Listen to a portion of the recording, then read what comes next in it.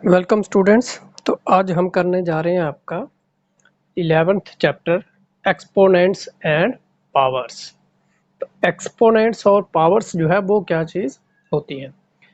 तो इसमें हम क्या करेंगे, सबसे पहले जैसे कि हमें पता है हम पहले क्या करते थे, हमें अगर दिया होता था 5 multiplied by 5 multiplied by 5 multiplied by 5, इसको हम कैसे लिख सकते हैं?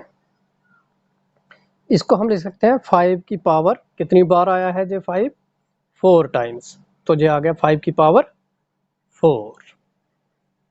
तो जहां पर जो जे मतलब हमने इसको सिंपल वे में लिख लिया 5 की पावर 4। इसका मतलब क्या हो गया, जहां 5 जो है जे 5 जो है वो अपने आप से 4 बार मल्टीप्लाई हो रहा है। इसको हम कैसे बोलते हैं? इसको हम बोलते हैं 5 रेज टू पावर 4। कुछ और भी हो सकता है, पावर 2 हो सकती है, 3 हो सकती है, 5 हो सकती है, 6 हो सकती है, कुछ भी हो सकता है। तो हम उसको क्या बोलेंगे? हम बोलेंगे कि 5 raise to power 7, 5 raise to power 8, 5 raise to power 9, इस तरह से। अब जहां पर इसको हम बोलते क्या है, इसको हम बोलते हैं एक्सपोनेंशियल नोटेशन। एक्सपोनेंशियल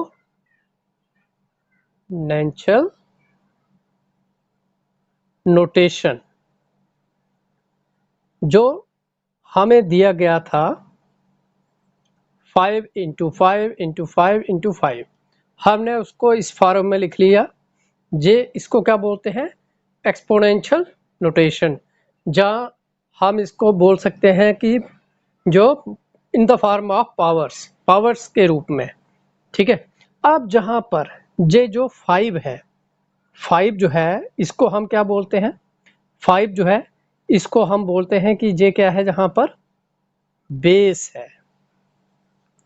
और जे जो 4 है, जे क्या होता है, इसको क्या बोलते हैं हम? इसको हम एक्सपोनेंट भी बोलते हैं, ठीक है। एक्सपोनेंट भी बोलते हैं और पावर भी बोलते हैं और इंडेक्स भी बोलते हैं, ठीक है। तो इसको हम क्या क्या बोलते हैं? जो 4 है जे एक्सपोनेंट भी है, एक्सपोनेंट भी बोल सकते हैं, जा इंडेक्स भी बोल सकते हैं, जा पावर भी बोल सकते हैं, ठीक है। तो ये आ गई हमारी एक्सपोनेंशियल नोटेशन में। कोई भी अगर हमें नंबर दिया हो, मान लो अगर कोई और दिया है 3 मल्टीप्लाइड बाय 3 मल्टीप्लाइड बाय 3, तो इसको हम कैसे लिख सकते हैं? इसको हम लिख सकते हैं सिंपल वे में 3 की पावर, मान लो एक और है जहां पर 3 मल्टीप्लाइड बाय 3, जहां पर एक और है मल्टीप्लाइड बाय 3। तो जे आ गया 5 टाइम्स, 5 बार आ गया, तो 3 आ गया 5 बार। तो इसको हम कैसे लिख सकते हैं? 3 की पावर 5। अब इसमें बेस जो है वो क्या होगा? जो 3 है वो क्या है? बेस है। और जो 5 है जे क्या है? पावर है, या एक्सपोनेंट है, या फिर इसको हम इंडेक्स भी बोल सकते हैं, ठीक है।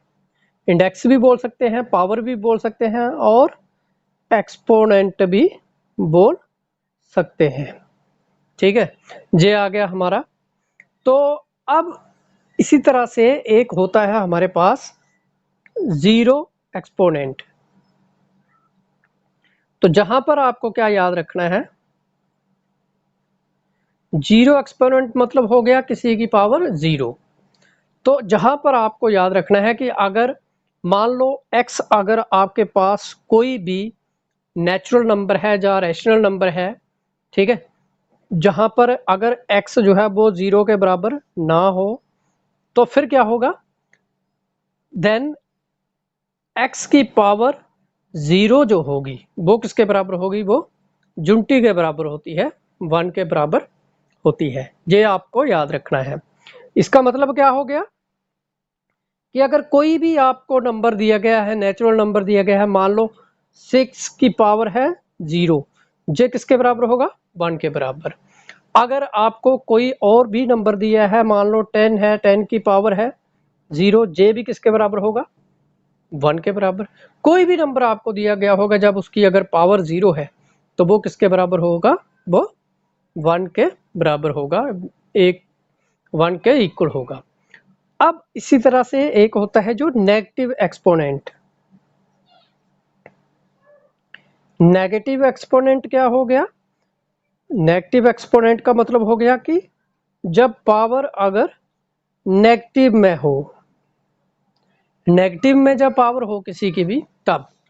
तो मान लो अगर हमारे पास एक कोई भी नंबर है जो नेचुरल नंबर है या रेशनल नंबर है, मान लो 0 को छोड़ के कोई भी आपके पास है x है, ठीक है। मान लो जो कोई हमारे पास एक नेचुरल नंबर है या रेशनल नंबर है x, तो तब क्या होगा?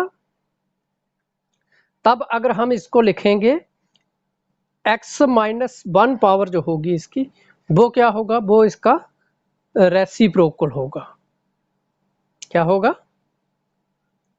रेसिप्रोकल ऑफ x होगा, ठीक है।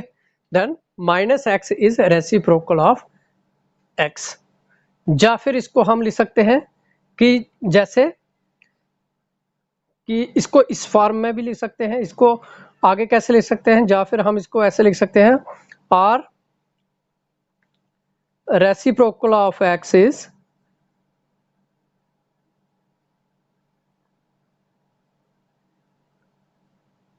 One by x. फिर इसको हम आगे कैसे लिख सकते हैं, जहां पर इसकी पावर है 1, तो जब हम किसी की भी पावर जब 1 हो, जब उसको अगर हम ऊपर ट्रांसफर करें तो वो किसके बराबर हो जाता है? वो हो जाता है पावर उसकी जो है वो नेगेटिव हो जाती है। और अगर ऊपर न्यूमरेटर में पावर अगर किसी भी नंबर की नेगेटिव हो तो उसको जब हम नीचे ले आएंगे तो उसकी पावर जो है वो पॉजिटिव हो जाएगी। अगर नीचे अगर पॉजिटिव है ऊपर जाएगी नेगेटिव, अगर नेगेटिव होगी तो पॉजिटिव हो जाएगी, पॉजिटिव होगी तो नेगेटिव हो जाएगी।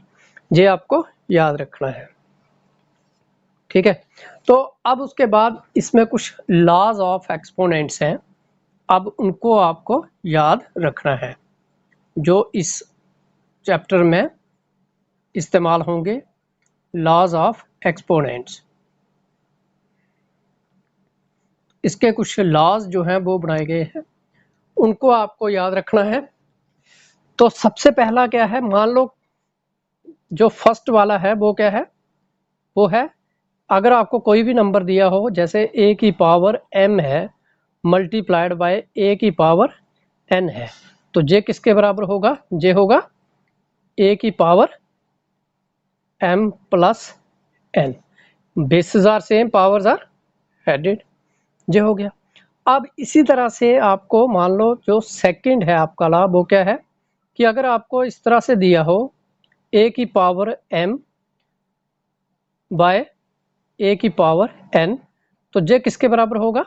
ये होगा a की पावर m माइनस n। या फिर इसको हम ऐसे भी लिख सकते हैं, जैसे भी हो सकता है, a की power m divided by a की पावर n। तो ये किसके बराबर होगा? जैसे पहले लिखा a की पावर m माइनस n। ये आ गया आपका सेकंड वाला। उसके बाद थर्ड वाला जो है उसमें क्या दिया है? वो क्या है? वो है कि अगर आपको ऐसे दिया है a की power m multiplied by b की पावर m, अगर कोई भी दो अलग अलग आपको नंबर दिए गए हैं और उनकी पावर्स जो है वो सेम है, तो इनको आप कैसे लिख सकते हैं? इनको हम लिख सकते हैं, पावर जो है वो इनकी कॉमन ले सकते हैं। इसको हम ऐसे लिख सकते हैं, a और b को ब्रैकेट में लेंगे और पावर जो है वो दोनों की इकट्ठी लगा देंगे। इसको इस तरह से लिख सकते हैं। इसी तरह से जो फोर्थ वाला है वो क्या है? इसमें हमें दिया है a की पावर अगर m इंटू पावर n हो तो j किसके बराबर होगा? j होता है a की power m into n, j आ गया।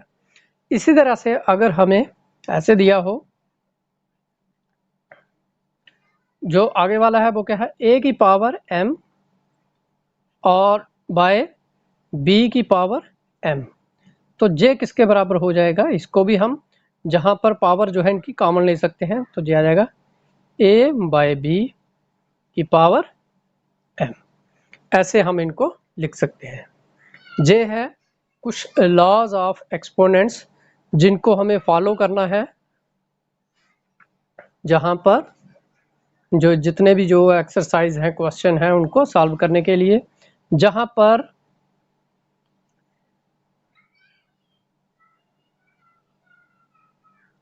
जो m और a जो है, j क्या है, इंटेजर्स हैं, b भी इंटेजर्स है, ठीक है। तो अब इन जितने भी ये हमारे लॉज हैं, लॉज ऑफ एक्सपोनेंट्स हैं, इनको कैसे, अगर हम एग्जाम्पल लें, मान लो फॉर एग्जाम्पल अगर हम लेते हैं फर्स्ट वाला, तो फर्स्ट वाले में क्या है, a की पावर m इंटू n। मान लो अगर हमें दिया है 7 की पावर 2 मल्टीप्लाइड बाय 7 की पावर 3, तो j किसके बराबर हो जाएगा? j हो जाएगा फिर a की power m plus n, means 7 की पावर 2 प्लस 3। तो अगर हमको इस तरह से दिया होगा तो इसको हम लिख सकते हैं 7 की पावर 2 प्लस 3, तो आगे इसको हम लिख सकते हैं 7 की पावर 5। इस तरह से आ गया। इसी तरह से जो हमें सेकंड वाला दिया गया है, सेकंड हमें दिया है, अगर मान लो j वाला लेते हैं हम, अगर हमको दिया है 3 की power 5 minus sorry divided by 3 की पावर 2, मान लो ऐसा दिया है, तो इसको हम कैसे लिख सकते हैं? इसको हम लिख सकते हैं 3, जैसे इधर है a की पावर, इधर आ जाएगा हमारे पास 3, a है इधर जैसे, तो इधर आ जाएगा, इसको इसमें से माइनस करना है, तो 5 माइनस 2, तो जो हमारे पास आ जाएगा 3 की पावर 3। इसको हम इस तरह से लिख सकते हैं। इसी तरह से जो थर्ड वाला है वो हमें क्या दिया है, मान लो हमें दिया है 5 की पावर 2 इंटू 3 की पावर 2, तो इसको हम कैसे लिख सकते हैं? इसको लिख सकते हैं 5 मल्टीप्लाइड बाय 3 की पावर 2। इनकी पावर जो है वो हम कॉमन लिख सकते हैं, इस तरह से लिख सकते हैं इनको। इसी तरह से अगर हम फोर्थ वाला जो है बोले, फोर्थ वाला क्या दिया है, मान लो j किस फॉर्म में है, a m इन की पावर n, a की power m into power n। अब इसको कैसे लिखेंगे? इसको हम मान लो जहां पर हमें दिया है 5 की पावर 2 फिर उसके बाद 3, इसको कैसे लिखेंगे? इसको हम लिख सकते हैं 5 इंटू 5 की पावर, जैसे जहां पर दिया है मल्टीप्लाई करनी है दोनों की, 2 इंटू 3, तो ये आपका आ जाएगा 5 की पावर 2 3 आर 6, ये ऐसे बन जाएगा। इसी तरह से अब जो हमें फिफ्थ वाला दिया गया है वो क्या है, वो है कि मान लो इसको किस फॉर्म में लिखेंगे, इसको हम लिख सकते हैं, मान लो 5 की पावर 3 है और इधर 7 की पावर 3 है, तो इसको हम कैसे लिख सकते हैं? इसको हम लिख सकते हैं 5 बाय 7 की पावर 3, इनको इस फॉर्म में हम लिख सकते हैं। तो इस तरह से जो हमारे लॉज ऑफ एक्सपोनेंट्स है उनकी हमने जो एग्जांपल्स हैं वो भी हमने कर ली।